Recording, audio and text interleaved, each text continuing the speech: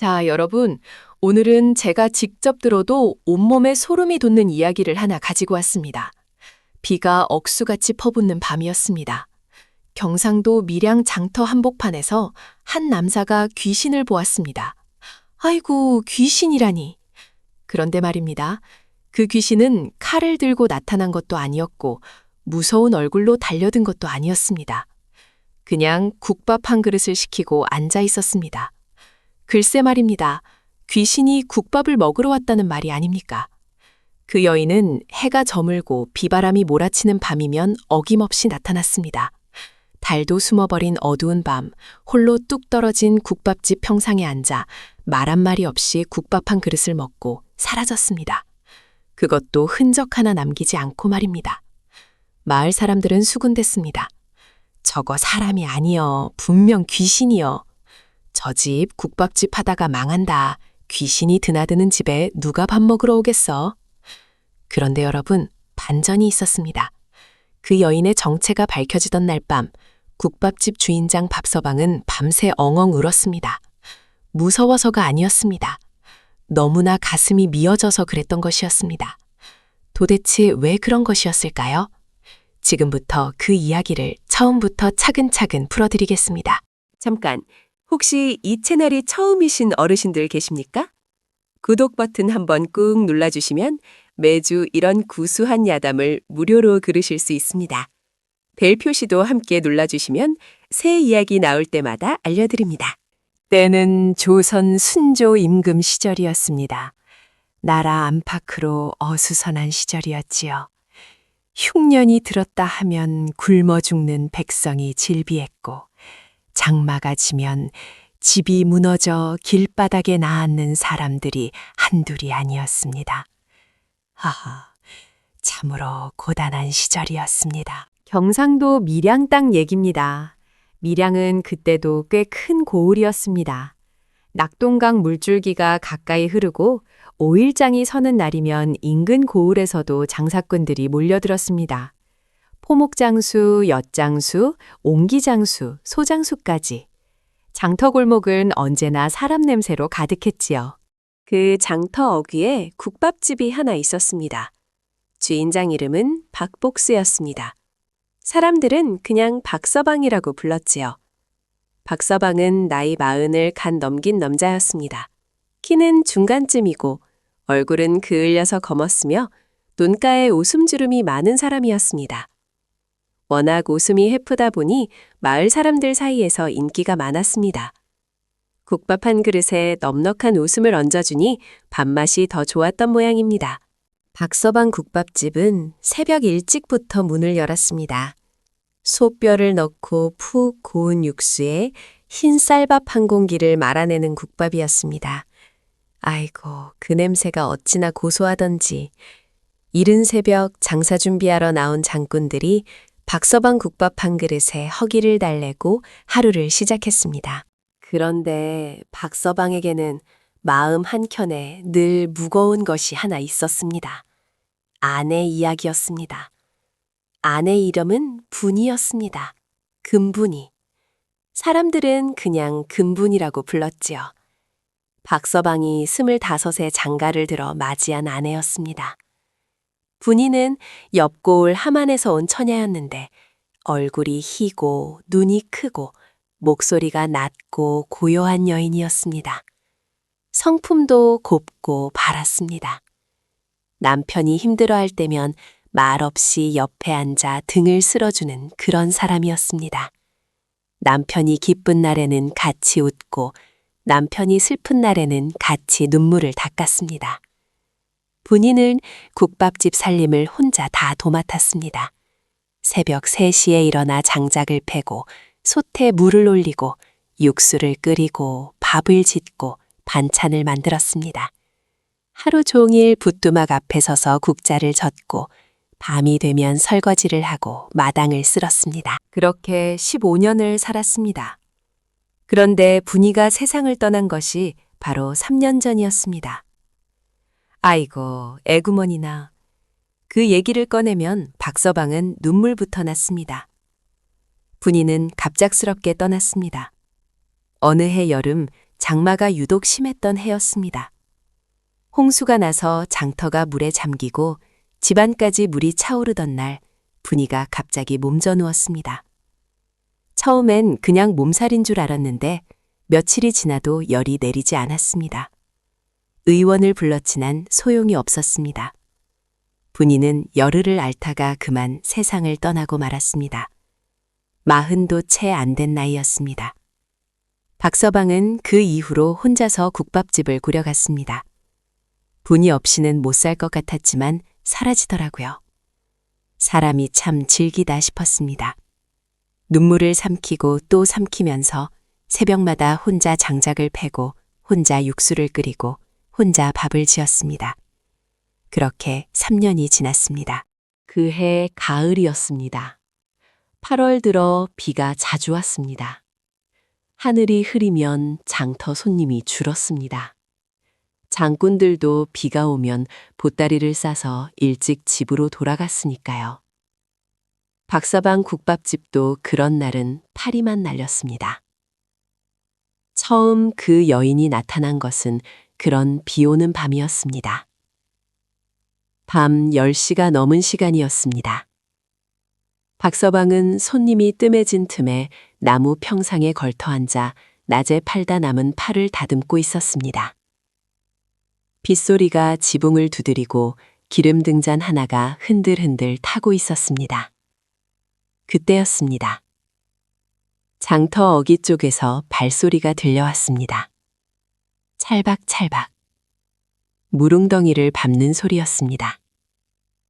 박서방은 고개를 들었습니다. 빗속을 뚫고 여인 하나가 걸어오고 있었습니다. 나이는 40대쯤 되어 보였습니다. 머리에는 흰 수건을 두르고 있었고 저고리는 비에 흠뻑 젖어 몸에 달라붙어 있었습니다. 치마는 검은 치마였는데 빗속에서도 치마자락이 묘하게 날리지 않았습니다. 어서 오이소, 아지매. 이 늦은 밤에 어디서 오셨습니까? 박서방이 반갑게 인사를 건넸습니다. 여인은 대답이 없었습니다. 그냥 평상에 조용히 앉았습니다. 그리고 박서방을 바라보았습니다. 박서방은 그 눈을 보는 순간 잠깐 멈칫했습니다. 눈이 참 이상했습니다. 슬픈 것도 아니고 기쁜 것도 아니었습니다. 그냥 깊었습니다. 까만 눈동자 속에 뭔가 말 못할 것이 가득 담긴 것 같았습니다. 국밥 한 그릇 주이소. 여인이 말했습니다. 목소리가 낮고 고요했습니다. 박서방은 이상한 느낌이 들었지만 그냥 국밥을 한 그릇 퍼다가 내왔습니다. 여인은 국밥을 먹었습니다. 소리 없이 천천히 먹었습니다. 숟가락 소리도 거의 나지 않았습니다. 빗소리만 들렸습니다. 박서방은 부뚜막 쪽에서 설거지를 하면서 슬쩍슬쩍 여인을 바라보았습니다. 뭔가 이상했습니다. 말로 표현하기 어려운 이상함이었습니다. 국밥을 다 먹은 여인은 조용히 자리에서 일어났습니다. 그리고 엽전 2잎을 평상 위에 올려놓았습니다. 얼마요? 하고 박서방이 물으니 여인은 대답하지 않고 그냥 돌아섰습니다. 찰박찰박. 그리고 빗속으로 사라졌습니다. 박서방은 한동안 멍하니 서 있었습니다. 그 다음날 아침 박서방은 어젯밤 일이 꿈이었나 싶었습니다. 그런데 평상 위에 엽전 2잎이 놓여 있는 것을 보고 꿈이 아닌 것을 알았습니다. 며칠이 지났습니다. 그 사이 맑은 날이 계속되었습니다. 여인은 오지 않았습니다. 그리고 다시 비가 오는 밤이 되었습니다. 여인이 또 나타났습니다. 이번에도 밤 10시가 넘어서였습니다. 이번에도 같은 자리에 앉았습니다. 이번에도 국밥 한 그릇을 시켰습니다. 이번에도 조용히 먹고 엽전 2잎을 놓고 사라졌습니다. 박서방은 이번에는 좀 더 자세히 살폈습니다. 여인의 발이 이상했습니다. 찰박찰박 오는 소리는 분명히 들렸는데 땅에 닿는 발자국이 없었습니다. 비 온 뒤 젖은 흙바닥에는 누가 지나가면 발자국이 남게 되어 있었습니다. 그런데 여인이 떠난 자리에는 발자국이 하나도 없었습니다. 박서방은 온몸에 소름이 돋았습니다. 에구머니나. 그날 밤 박서방은 잠을 못 이루었습니다. 그런데 이때 누구도 예상치 못한 일이 벌어지기 시작했습니다. 마을에 소문이 퍼졌습니다. 박서방 국밥집에 귀신이 드나든다는 소문이었습니다. 처음에는 두세 사람이 알았는데 며칠 안에 밀양 장터 사람 전체가 알게 되었습니다. 야야, 박서방 국밥집에 귀신 나온다. 비 오는 밤마다 여자 귀신이 국밥 먹으러 온다더라. 에이, 설마 귀신이 밥은 무슨 밥. 그런데 발자국이 없다자녀. 귀신 아니면 뭔가. 손님이 줄었습니다. 아침 장꾼들도 슬슬 피해가기 시작했습니다.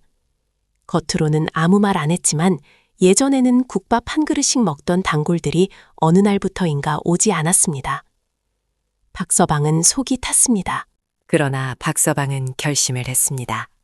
귀신이면 어떻고 사람이면 어떻습니까? 비 오는 밤 홀로 나타나 국밥 한 그릇 맞고 가느니 내쫓을 수는 없었습니다. 박서방은 원래 그런 사람이었습니다. 가난한 사람이 와서 돈이 없다고 하면 공짜로 한 그릇 내주는 사람이었으니까요. 그래서 박서방은 여인이 올 때마다 국밥을 내주었습니다. 그렇게 15번쯤 지났을까요? 이제 박서방은 여인의 얼굴을 좀 알아볼 수 있게 되었습니다. 흰 수건 아래로 보이는 눈썹이 짙었고 볼에는 가늘고 희미한 흉터가 있었습니다. 손은 거칠었습니다. 일 많이 한 손이었습니다. 여인이 오는 날이면 박서방은 말을 걸어보았습니다. 아지매, 어디서 오십니까? 대답이 없었습니다. 고향이 어디십니까? 대답이 없었습니다. 혼자 사십니까? 이때 여인이 잠깐 고개를 들었습니다. 그 깊은 눈으로 박서방을 바라보았습니다. 그리고는 다시 국밥 그릇을 내려다보았습니다. 박서방은 포기하지 않았습니다. 아지매, 국밥이 맛있습니까? 그러자 여인이 처음으로 입을 열었습니다. 예, 딱 한 글자였습니다. 박서방은 괜히 가슴이 두근거렸습니다. 그런데 이때 이 이야기에서 가장 소름 돋는 일이 일어나고 말았습니다. 때는 그해 10월 금음께였습니다. 달도 없고 별도 없고 바람이 차가운 밤이었습니다. 비가 유독 세차게 내리던 날이었습니다. 빗줄기가 굵어서 평상 위에 앉아 있으면 처마 끝에서 떨어지는 물이 튀어오를 정도였습니다. 여인이 왔습니다. 국밥을 먹었습니다.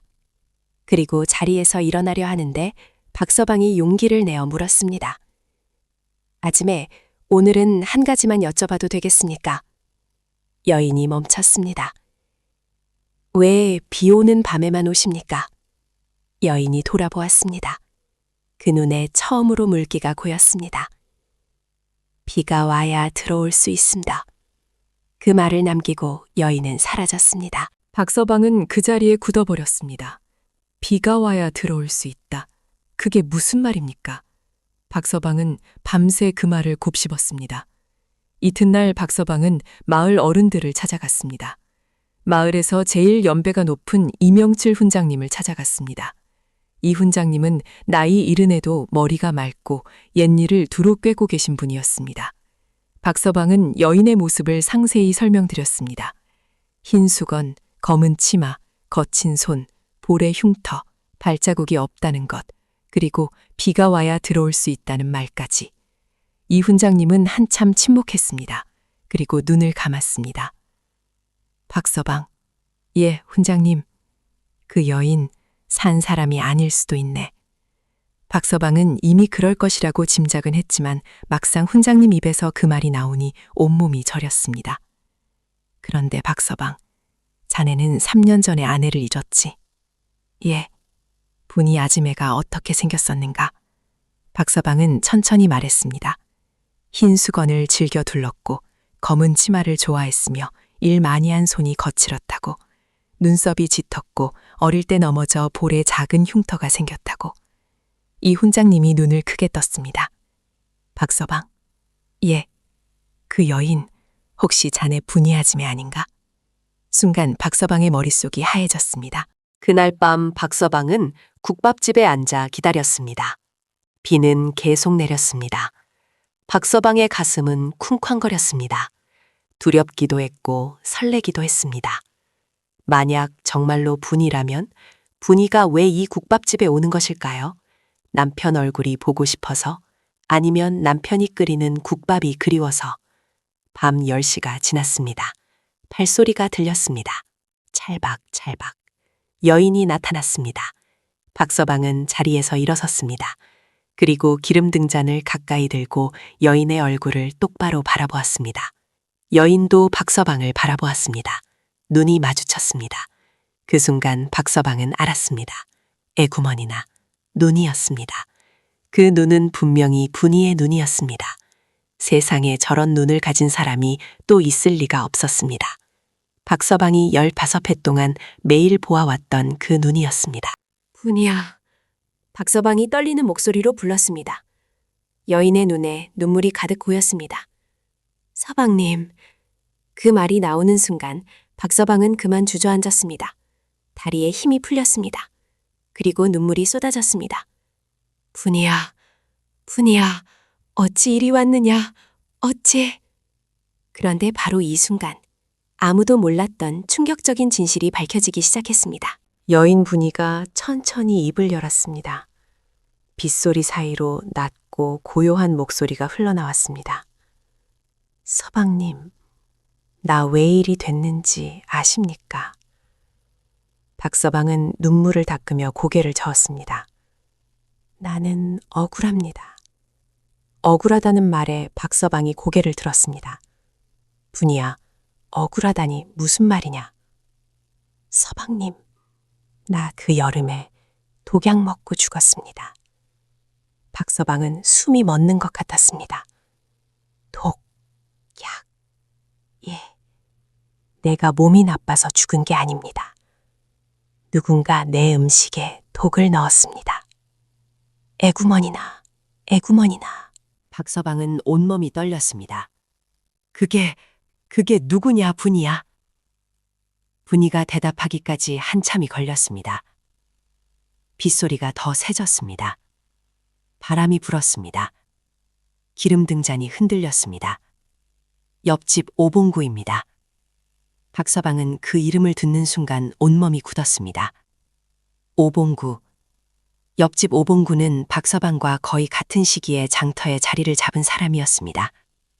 처음에는 포목 장사를 했는데 나중에는 옆에서 죽집을 차렸습니다. 박서방 국밥집과는 늘 사이가 나쁘지 않았습니다. 서로 손님을 공유하기도 했고 명절에는 서로 음식을 나눠 먹기도 했습니다. 왜 봉구가 그런 짓을? 서방님, 봉구가 내 국밥집 자리를 탐냈습니다. 장터어기 이 자리는 손님이 가장 많이 드나드는 자리 아닙니까? 봉구는 처음부터 이 자리를 원했습니다. 근데 서방님이 먼저 자리를 잡아버리니 방법을 꾸민 겁니다. 내가 죽으면 서방님이 슬픔에 빠져 장사를 못할 거라 생각했던 모양입니다. 박서방은 분이의 말을 들으면서 눈물이 그쳤습니다. 대신 가슴 속에서 뭔가 불덩어리 같은 것이 올라왔습니다. 분이야, 그걸 어찌 아느냐? 저 세상에 가서 알았습니다. 저 세상에서는 다 보입니다, 서방님. 그런데 저는 원통해서 눈을 못 감았습니다. 그래서 이리 3년을 이 자리를 맴돌았습니다. 박서방은 이를 악물었습니다. 이 대목에서 여러분, 한 가지 복선이 회수됩니다. 이야기 처음에 박서방 국밥집 단골이 줄었다고 했던 것 기억하십니까? 그런데 사실은 손님이 줄기 시작한 것이 귀신 소문 때문만이 아니었습니다. 오봉구가 마을 사람들에게 돌아다니며 슬슬 소문을 낸 것이었습니다. 박서방 국밥집에 귀신 나온다. 요즘 육수도 예전만 못하다. 이상한 고기 쓴다더라. 그렇게 아기를 가지고 소문을 퍼뜨린 것이었습니다. 허허, 참으로 고약한 놈이로다. 분이야, 그래서 이제 어찌하면 좋겠느냐. 서방님, 저는 괜찮습니다. 서방님 국밥 한 그릇이 먹고 싶어서, 그리고 억울함을 풀고 싶어서 이리 왔습니다. 이제 서방님이 아시니 저는 눈을 감을 수 있겠습니다. 분이야, 서방님 울지 마십시오. 저는 저 세상에서도 서방님 보고 있었습니다. 서방님이 혼자서 장작 패고 혼자서 국밥 끓이는 거 다 봤습니다. 박서방은 엉엉 울었습니다. 서방님, 분이야, 국밥 맛이 여전히 좋습니다. 그 말을 마지막으로 분이는 조용히 사라졌습니다. 빗소리만 남았습니다. 이튿날 아침 박서방은 포교청을 찾아갔습니다.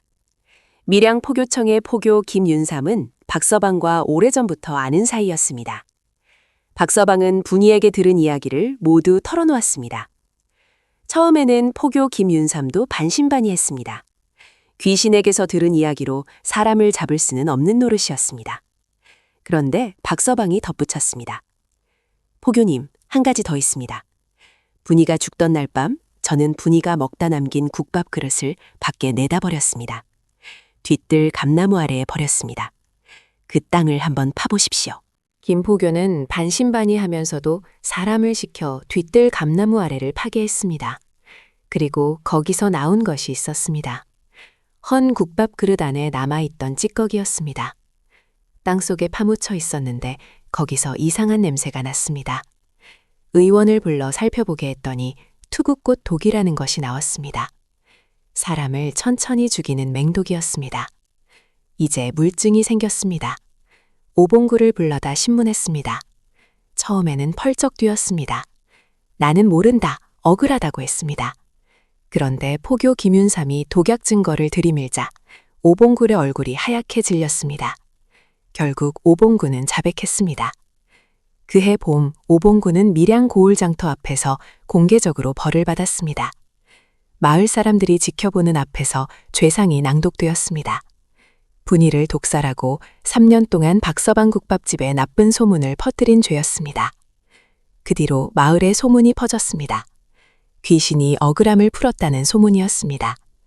귀신의 말을 믿어준 남편 덕에 원한을 갚았다는 이야기였습니다. 박서방 국밥집은 다시 손님이 몰렸습니다. 아니, 오히려 예전보다 더 많이 몰렸습니다. 귀신 이야기가 소문나면서 인근 고을에서까지 박서방 국밥집을 찾아오는 사람이 생겼습니다. 귀신도 반한 국밥집이라는 말이 돌았습니다. 허허, 참 세상 일은 모르는 것입니다. 그해 겨울이 지나고 이듬해 봄이 왔습니다. 박서방은 분이 무덤을 찾아갔습니다. 낮은 산 중턱에 있는 무덤이었습니다. 풀이 새로 돋아나기 시작하는 봄날이었습니다. 박서방은 국밥 한 그릇을 가져갔습니다. 뚝배기에 담아 보자기에 싸서. 무덤 앞에 국밥을 차려놓고 박서방은 오래 앉아 있었습니다. 분이야, 이제 편히 있어라. 국밥은 내가 계속 끓일 거니까.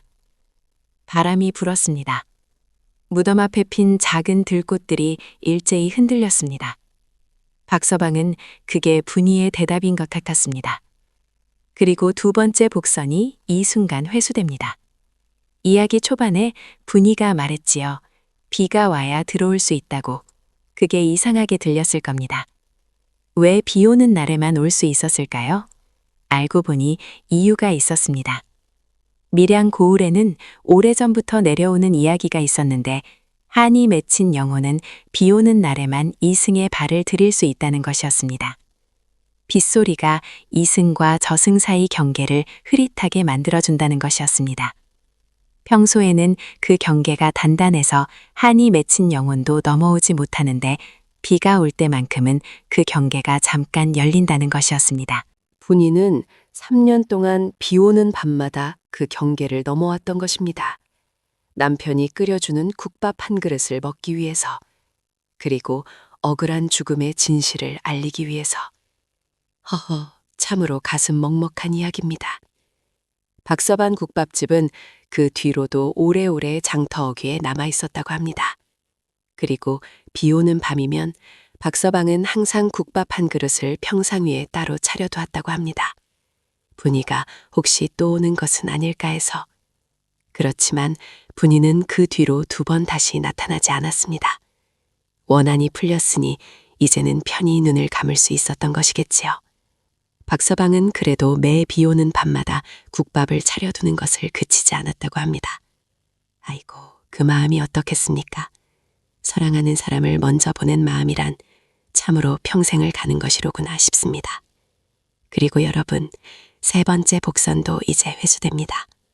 이야기 처음에 박서방이 여인의 눈을 보고 뭔가 이상하다고 했던 것 기억하십니까? 말로 표현하기 어려운 이상함이라고 했지요.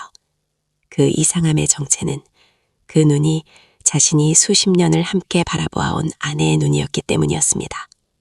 머리로는 몰랐지만 가슴이 먼저 알아본 것입니다.